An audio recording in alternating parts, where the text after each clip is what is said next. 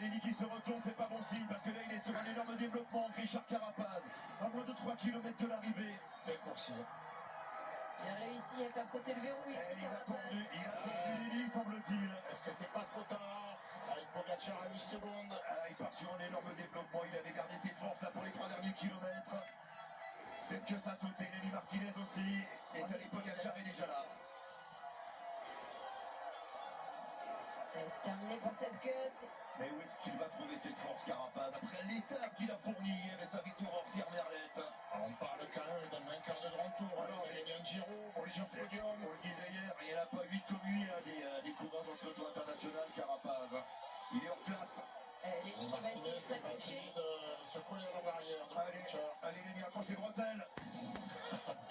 C'est un décale-pied.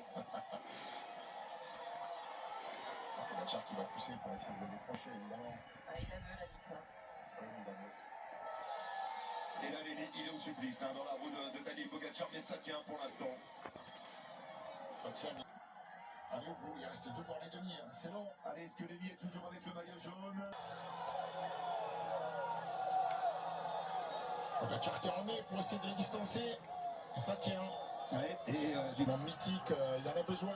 Ouais, et s'il a accéléré à 12 km de l'arrivée, c'est pour la victoire d'étape évidemment, c'est pas pour prendre un peu plus de marge au classement général. Le général il est plié depuis longtemps. Et voilà. Paul Sexas qui peut pas y aller. Allez, Benoît avec le groupe Sexas. Del Toro qui traînait en dernière position, qui a parfaitement masqué son attaque, qui est parti sur la droite de la route alors qu'il y a quelques hectomètres. Et bien Paul Sexas avait récupéré Riquitello qui était revenu devant pour essayer de le ramener notamment sur Evenepoel. Pour l'instant il n'y a pas de réaction directe en tout cas de la part de Paul Sexas dans un délire complet autour de nous. Hein. Nos régions ont du talent, nos voisins ont du génie. Merci Benoît. Carapaz toujours en tête, mais ça revient avec Tadej Pogacar et Lenny Martinez pour l'instant qui s'accroche à la roue du maillot jaune.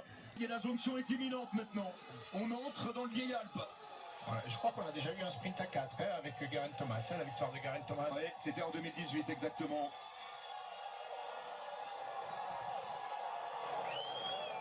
Carapaz qui en remet. On va avoir un final incroyable. Bon, Lenny Martinez, il n'a pas pu récupérer dans la route Pogacar, évidemment, hein, certainement. Non, mais pas. il n'a peut-être pas été dans la route Carapaz en sachant que Pogacar allait rentrer, essayer de souffler une dernière fois.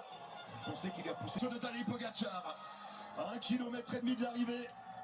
Le Carapaz la veut, hein, cette victoire aussi. Elle est mythique pour tout le monde. Allez, Lenny Martinez toujours là. Pogacar qui est rentré trop tard. La pente est moins sévère maintenant. Ouais, mais ça va monter jusqu'à l'arrivée, avenue Riffnel. Hein, ça reste un coureur qui développe une sacrée puissance. Donc le sprint à l'arrivée, il n'est pas tout plat non plus. Hein. Arrivée difficile. Avantage Pogacar, mais... Avantage Pogacar sur le papier. Je sais pas, ce sera Une arrivée au sprint. Il en remet la Carapaz. Tadej Pogacar qui lance son sprint de loin en fait. Hein. On est à 900 mètres de l'arrivée. Il attaque, il veut mettre tout le monde dans le rouge. Mais ça tient pour l'instant, ça répond. Est-ce qu'il est dans la roue? Il est dans la roue. Carapaz, non, il n'est pas dans la roue. Ça tient plus. Il a pris quelques longueurs et évidemment ça décuple ses forces, Tadej Pogacar. Et il a fait le break, le Slovène. la force, hein, il a mis tout le braquet, la force qu'il faut pour se dégager comme ça sur cette portion de route qui est vraiment plus difficile ici. Hein, on est presque à plat. Hein. Et ça redescend un petit peu maintenant. Ouais, c'est gagné pour Pogacar. Tadej Pogacar qui a fait le plus dur maintenant avec cette accélération juste après la flamme rouge. À 900 mètres de l'arrivée, le Slovène n'avait jamais gagné à l'Alpe d'Huez. Il n'y est monté qu'une fois, en 2022 avec le Tour de France. Une année où il avait subi la loi de Jonas Vingegaard sur le Tour. Là, il est seul au monde, Tadej Pogacar. Et il va s'imposer pour la première fois donc à l'Alpe d'Huez. Il bravo à lui, hein, parce qu'il revient de loin là. Si tout s'était déroulé comme ça aurait dû se dérouler, cette victoire, il n'aurait pas été la chercher, je pense. Non, je suis assez d'accord. Tadej Pogacar avec cette accélération à 12 km de l'arrivée qui va s'imposer ici à l'Alpe d'Huez, avenue Riffnel. Et Lenny Martinez qui va aller chercher la deuxième place sans doute derrière le maillot jaune. Il y aura des regrets pour Lenny, mais quelle victoire une nouvelle fois de Pogacar. Quelle victoire, la 5e sur ce Tour de France. Et le maillot à poids qui va avec. Hein. Et Lenny deuxième, fou de rage au moment de passer la ligne. Il fallait y penser avant, c'est trop tard.